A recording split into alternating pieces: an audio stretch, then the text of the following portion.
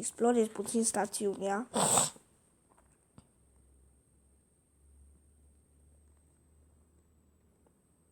De ce nu prinde nimic?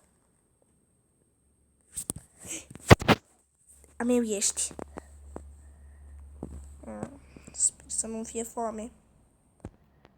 Cred că o să las barca undeva pe aici.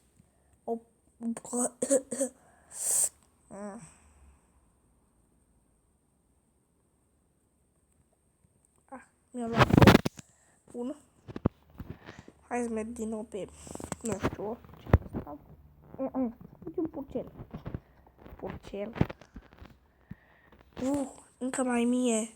Bă, ce fac, Doamne? Peștera asta nu-i pentru. De ce?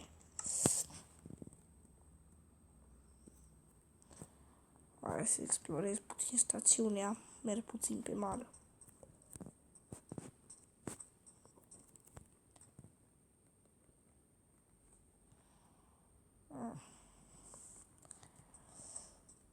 Bă, ce e aia? Ce-s astea? Ce-i în cufărul ăsta? Ce naiba? Ce naiba? Ok. Pot să omor porcul ăsta cu sabia. Fac niște carne de porc. Bine, ce lucrurile se devină cam ciudate și ce cu luminarea pe casă? Adică, nu știu ce, dar o să vedem. Toate la timpul lor se văd. Hai că pun niște carne și mă culc.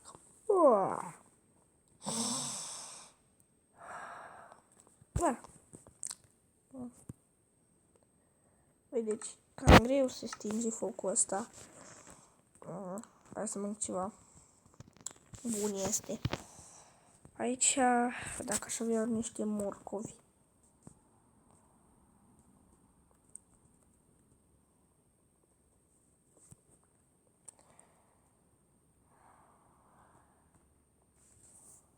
Mi-am uitat eu că și el, dacă vine cumva la mine, am scris la fel.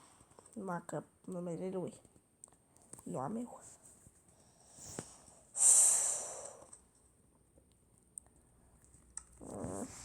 N-am puțin rupte hainele. Dar bă, cum naiba am găsit asta la mine acolo? Cum? Se poate să fi găsit. Hai aici. Mai vreau carne să am.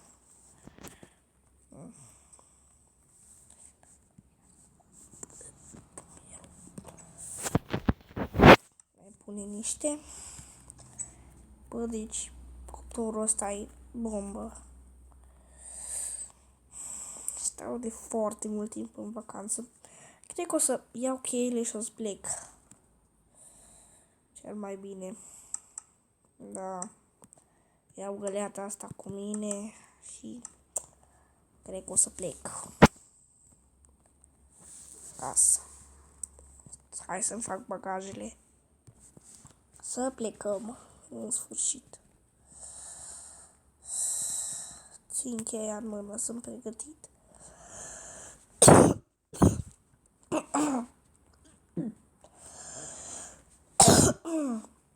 Sunt pregătită. O-ți dureze ceva totuși. Aici m-a părut ciudat puțin.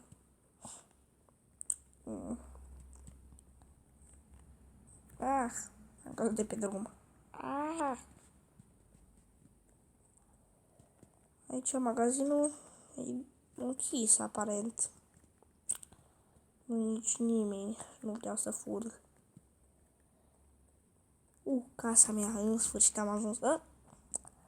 Deși e făcută în aer, în sfârșit am ajuns. Pun hainele astea aici.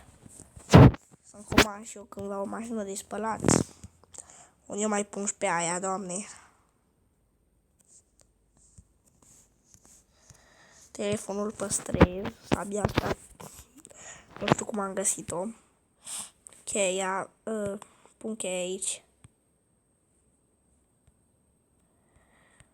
Nu trebuie barca. Da, totuși. Ce îmi folosește? Hai să văd.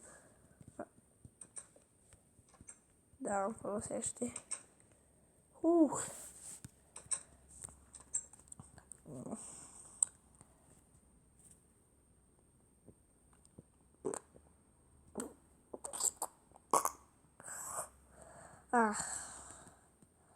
Gata. N-am cu ce să prind, n-am lemne.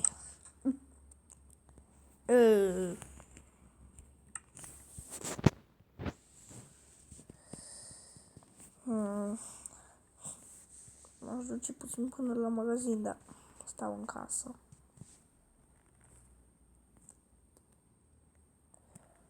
Hai să mă culc puțin.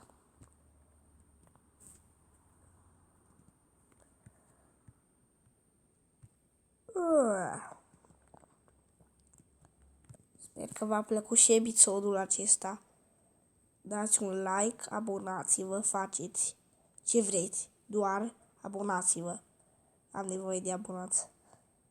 Sunt nou pe YouTube.